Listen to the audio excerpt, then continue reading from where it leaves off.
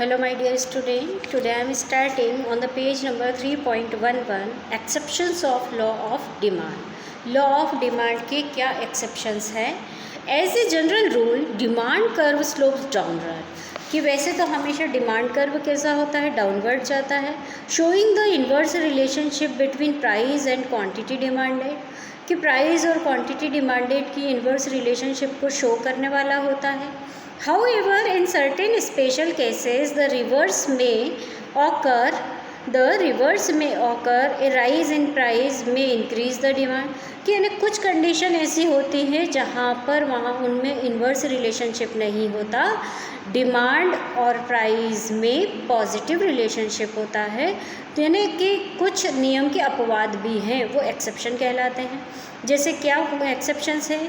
Giffen goods, कि these are special kinds of inferior goods on which the customer spend a large part of his income and their income rises with an increase the price and demand falls with decrease in price. कि अगर ये inferior goods यानी बहुत घटिया quality की चीज़ें हैं, कुछ चीज़ें ऐसी हैं कि अगर वो भाव में कम होती हैं तब हम उनकी डिमांड कम करते हैं, लेकिन अगर उनकी जरा सी क्वालिटी सुधर गई, उनका भाव बढ़ गया, तो हम उसकी डिमांड ज़्यादा करेंगे. तो ये है, जैसे एग्जांपल दिया है, in our country it is often seen that the price of coarse cereals like jowar bajra falls, the consumer have a tendency to spend less on them and shift over to superior cereals like wheat rice. कि अपने देश में जो ये मोटे अनाज हैं, ज्वार बाजरा, अगर इनके भाव घटते हैं तो जनता उनका यूज़ करना कम कर देती है और उसके बजाय चावल गेहूँ जैसी चीज़ें खाने लगती है. This phenomenon popularly known as Giffen a paradox was first observe by sir Robert Giffen. Robert Giffen ने इसको सबसे पहली बार ऑब्ज़र्व किया, इसलिए इसको गिफन गुड्स के नाम से जाना जाता है. स्टेटस सिंबल, कुछ लोग ऐसे होते हैं कि नहीं, हमारा रहन सहन बहुत ठाट बाट वाला है, सस्ती चीज़ें अगर हम यूज़ करेंगे तो हमारी इमेज ख़राब हो जाएगी, इसलिए वो महंगी से महंगी चीज़ें ज़्यादा खरीदते हैं. तब भी ये नियम अप्लाई नहीं होता, क्योंकि हमारा नियम क्या है? भाव ज़्यादा डिमांड कम, डिमांड भाव कम तो डिमांड ज़्यादा, ये हमारा रूल है. तो ये कहाँ कहाँ अप्लाई नहीं होता, वो कहलाते हैं इसके exceptions. Status symbol, the exception relates to certain prestige goods which are used as status symbol. जैसे example, diamond, gold, antique painting etcetera are bought due to the prestige very confer upon the possessor. Such goods are demanded only because their price are very high. If their price falls, they will no longer be considered as a status symbol. कि जब बहुत महंगा हो रहा होता है तो कुछ लोग कि हाँ हमारी समाज में ठाट बाट हो जाएगा, हमारी इमेज अच्छी हो जाएगी, तो महंगी चीज़ों को खरीद कर दूसरों के सामने एक शो ऑफ करते हैं.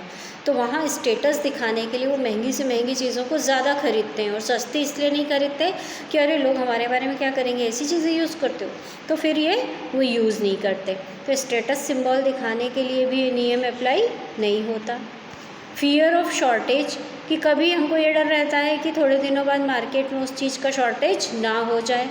जैसे अभी कोरोना वायरस के कारण लॉकडाउन हुआ, तो लॉकडाउन में मार्केट में चीज़ें मिल रही थी, फिर भी हमको डर था कि थोड़े दिन में लॉकडाउन में चीज़ों की सप्लाई बंद हो जाएगी तो ये और महंगी हो जाएंगी या मिलना बंद हो जाएंगी.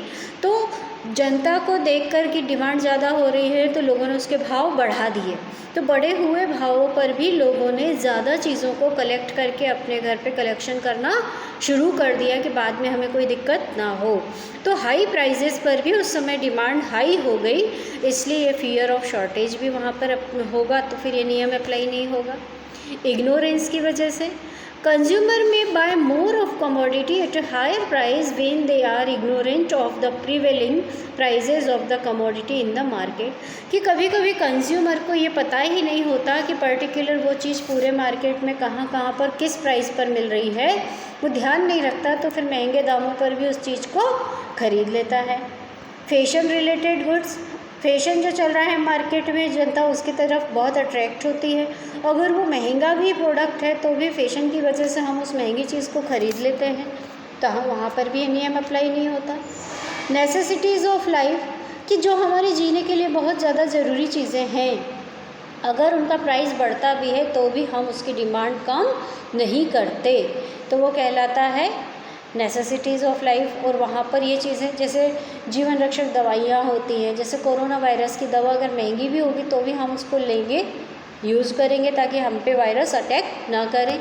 ऐसे जैसे बुखार उतारने वाली गोली, अगर बुखार उतारना है और एक गोली 10 रुपए की आती है तो भी व्यक्ति एक गोली खाता है, और अगर वो गोली 15 की हो जाएगी तो भी वो खाएगा। ऐसा तो नहीं सोचेगा कि मैं आज आधी खा लूँ, क्योंकि उसका डोज ही एक गोली का है। तो जो हमारे जीने के लिए बहुत ज़रूरी चीज़ें हैं, जैसे नमक महंगा हो जाएगा तो हम कम खाने लगेंगे, ऐसा नहीं है।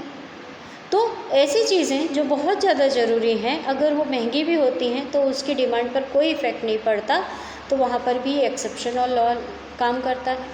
चेंज इन वेदर चेंज होने की वजह से भी, कि with change in season weather demand for certain commodities also changes irrespective of any changes in their price.